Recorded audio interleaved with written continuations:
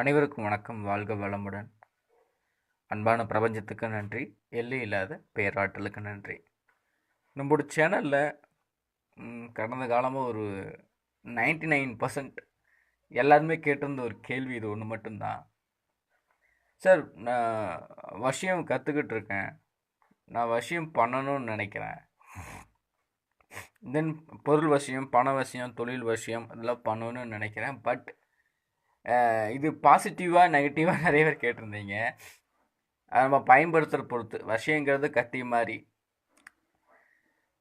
நீங்கள் உணவுக்கும் பயன்படுத்தலாம், அது நீங்கள் கொலை பண்ணுறக்கும் பயன்படுத்தலாம். அது பயன்படுத்துகிற பொறுத்து.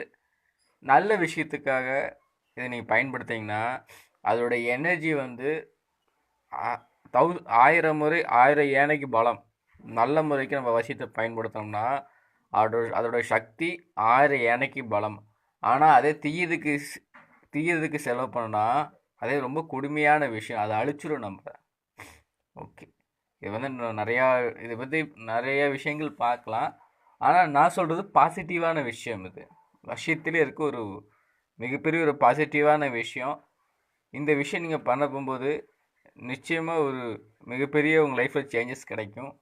நீங்கள் பிடிச்ச விஷயத்தை உங்களால் வந்து அட்ராக்ட் பண்ண முடியும், வசியம் பண்ண முடியும். தென் உங்களுடைய ஒரு சில நபர்கள் இருப்பாங்க, எப்படின்னா எப்பவுமே ரொம்ப சோம்பலாவோ டயர்டாவோ இல்லை மற்ற நோய்வாய்ப்பட்டு இருக்கிற மனிதருக்கும் இதை நீங்கள் பயன்படுத்தலாம். இல்லை உங்களுக்கு ஒரு சில பேர்த்த வந்து உங்களுடைய அதாவது பாசிட்டிவாக இருக்கிறது நண்பா. இப்போ தெளிவாக ஒரு ஆழமான உங்கள் மனசில் ஆள் மனசில் பதிய வைக்கிறேன். பாசிட்டிவாக இருக்கிற விஷயத்துக்கு மட்டும் பயன்படுத்தணும். அவங்க சுச்சுவேஷன்லேருந்து அவங்களுடைய கேரக்டர் சேஞ்ச் பண்ணுறதுக்கு இந்த பயிற்சி ரொம்ப யூஸ்ஃபுல்லாக இருக்கும். ஒன்றும் கிடையாது, ரொம்ப சிம்பிளான விஷயம் இது.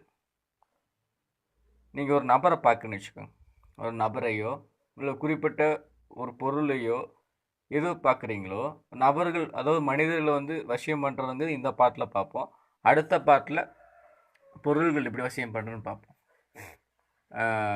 ஒரு நபர் பார்த்தீங்கன்னா அவங்களுடைய கண்களை வந்து நீங்கள் ஃபோக்கஸ் பண்ணணும். ஃபஸ்ட்டு விஷயம் லோக்குரம மாதிரி தான் இது. அந்த மாதிரி வராது, வேறு மாதிரி வரும்.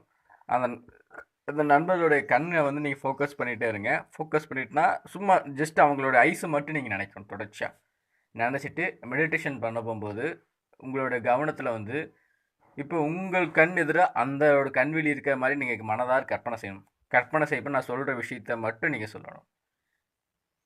என்னுடைய கண்கள் இருக்கும் காந்த விசை மற்றொரு கண்களில் பாய்ந்து அவருடைய எண்ணத்தை என் கண்களால் நான் அடக்குகிறேன் அப்படிங்கிற விஷயத்த வந்து அதிகபட்சம் ஒரு 11 தடவை இந்த மாதிரி விஷயங்கள் சொல்லிட்டு வாங்க. நிச்சயமாக அந்த பர்சன் வந்து அந்த நினைக்கிற பர்சன் வந்து அட்ராக்ட் ஆடுவாங்க, அவசியமாவாங்க. ஆனால் அது பாசிட்டிவாக பண்ணுங்கள். நிச்சயமாக ஒரு மிகப்பெரிய இது தெரியும், ஒரு வாய்ப்பு, அதாவது ஒரு சேஞ்சஸ் தெரியும். இதை பற்றி ஃபுல் டீட்டெயில்ஸ் எனக்கு கமெண்ட்ஸை தெரிய வைங்க. அடுத்தது வீடியோஸை பார்ப்போம். வாழ்க வளமுடன்.